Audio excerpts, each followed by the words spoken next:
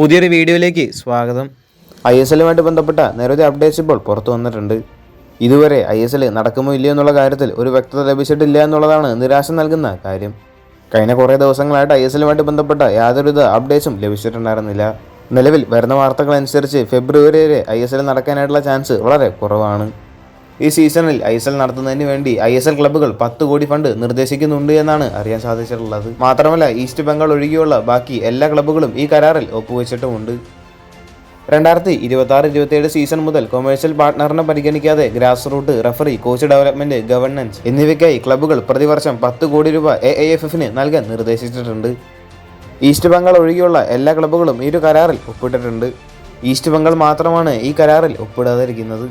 ISL ക്ലബ്ബുകൾ AIFFനും കായിക മന്ത്രാലയത്തിനും അയച്ച കത്തിൽ പറയുന്നത് ഇങ്ങനെയാണ്: ലീഗ് അവകാശങ്ങൾ ഔപചാരികമായി കൈമാറുകയും ആവശ്യമായ പ്രക്രിയകൾ പൂർത്തിയാക്കുകയും ചെയ്താൽ മാത്രമല്ല വരുന്ന 45 ദിവസത്തിനുള്ളിൽ ലീഗ് ആരംഭിക്കാൻ ക്ലബ്ബുകൾ ശ്രമിക്കുമെന്നും അതിൽ പറയുന്നുണ്ട്. എന്തായാലും ISL ഇത്തവണ ഉണ്ടാകുമോ ഇല്ലയോ എന്നുള്ള കാര്യത്തിൽ ഒരു വ്യക്തത ഉടൻ തന്നെ ലഭിക്കുമെന്നാണ് പ്രതീക്ഷിക്കുന്നത്.